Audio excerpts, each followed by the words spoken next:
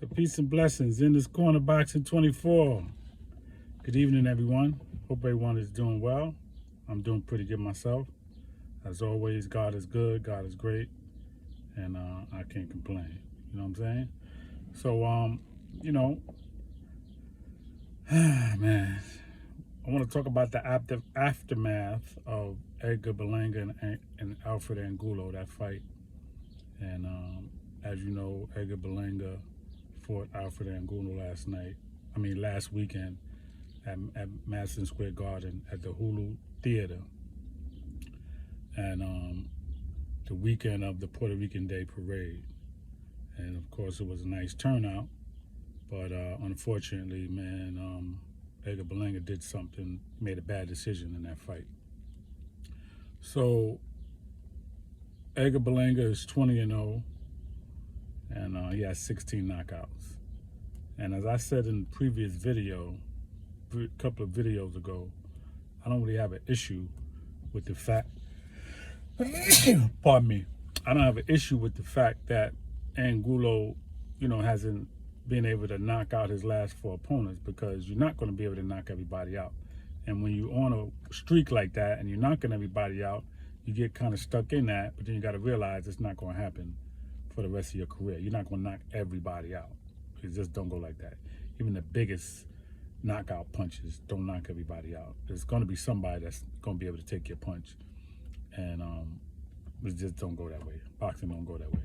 Okay, so it's a combination of things when you're not knocking, people out too.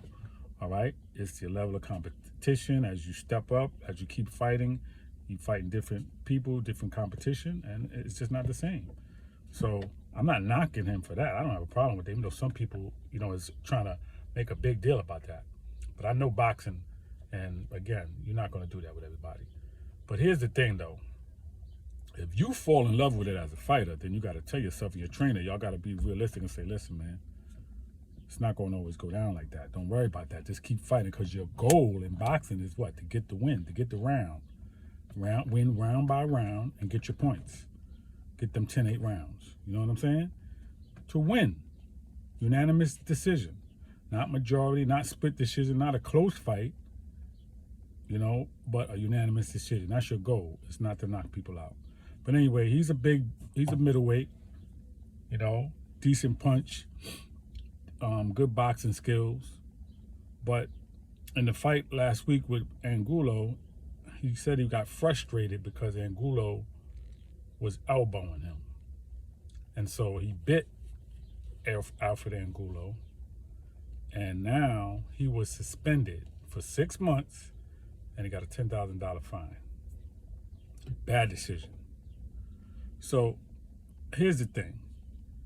If you're elbowing me and you're doing if you're elbowing me and you're doing something you're not supposed to be doing, I'm going to let the ref know. That's number one. That's what he should have did. But let me back up. The other bad part about him biting Angulo was that he mentioned Mike Tyson, right? And as we know, over 20 years ago, Mike Tyson fought Evander Holyfield.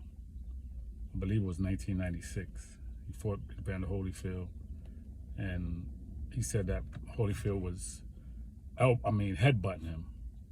He bit Evander Holyfield.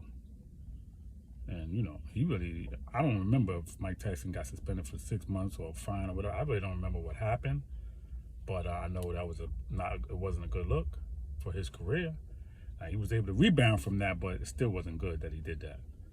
So Edgar Berlanga not only bit Angulo, but then he mentioned Mike Tyson, which is kind of opening that back up. You know what I'm saying? It's kind of Mike Tyson and Holyfield, they seem to be cool now. I think Mike Tyson apologized, he forgave him, but now it's like you opening that wound back up. So that definitely wasn't cool.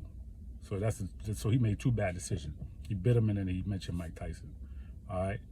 He did apologize, but at the end of the day, you still did it. So they suspended him for 6 months and a $10,000 fine, right? Again, you let the ref know, listen, man, he's elbowing me. Okay? I don't want to get cut. So please, tell him to stop. The ref got to check him.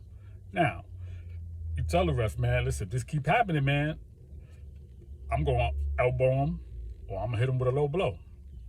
Now, most likely that ref is going to respond. Listen, man, because he don't want no dirty stuff. He want a clean fight.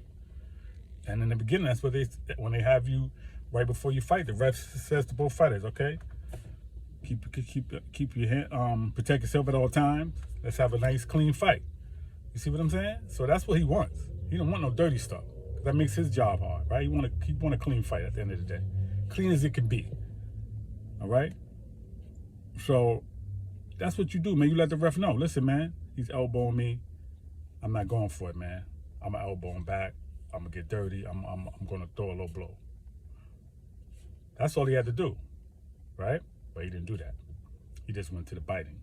That's taking it to a whole nother level. You know what I'm saying? You elbow me, I elbow you back. You low blow me, I low blow you back. Biting, that's like, I'm not a dog, man. And Edgar Berlanga, you know, you're not a dog. He's not dog food. Like, you don't do that, man. Okay? Like, he didn't bite you. All right? And, you know, he probably fights that way. He probably used to doing that, gets away with it, whatever. Again, protect yourself, man. Let the ref know. And I could have avoided that. It was just a bad decision. Because now, you suspended for 6 months. This is June. So that means you're not fighting until next year.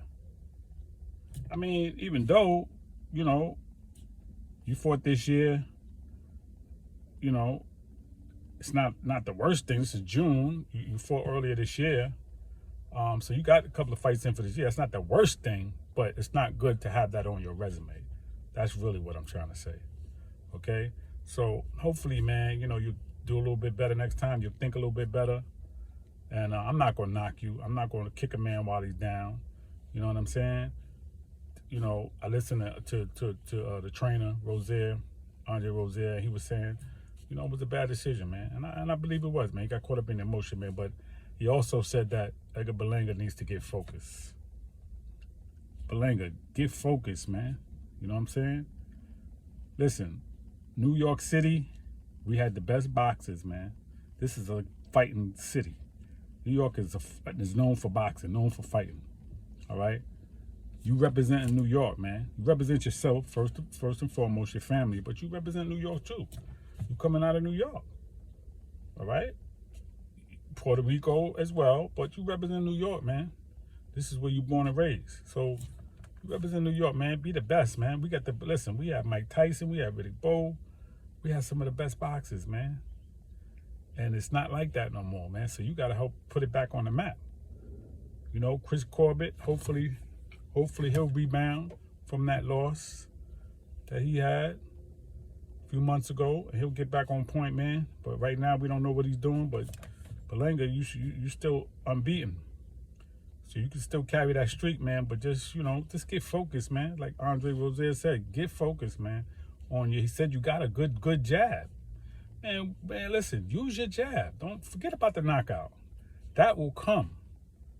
Hook off the jab. You got a nice hook. Hook off your jab, man. That's all you got to do, man. Throw your body shots off your jab. Throw double jabs. You know what I mean? Throw power jabs. That's all you got to do, man.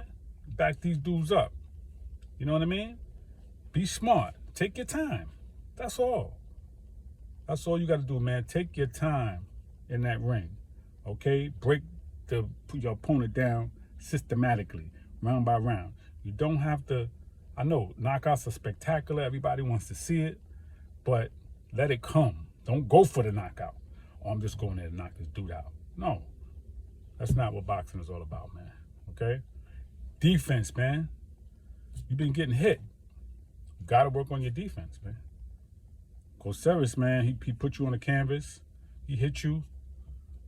Steve Rose hit you. You gotta defend better. You gotta defend better. Okay? So Angelo hit you with some shots too. You definitely gotta defend better. Work on your defense, man. Perfect your jab and your overall boxing game. You know, your hooks, your uppercuts. Just take your time, man. You know, the race is not to the swift, but to the one that can endure to the end. All right? So I wish you the best, Edgar Berlanga, going forward. I hope the 6 months go by fast for you and you could just jump back in the ring. But use the 6 months to train and perfect your craft, man. See, that's what you do with the 6 months. Go in that gym, man, and just be a student, man. Listen, whatever you want me to do, man, I'm going to do. And watch some of the greats, man. Watch Marvin Hagler, best middleweight of all time. Watch Marvin Hagler, man. Watch Julian Jackson. Watch some of these old fighters, man. You know what I'm saying? That were beasts, right?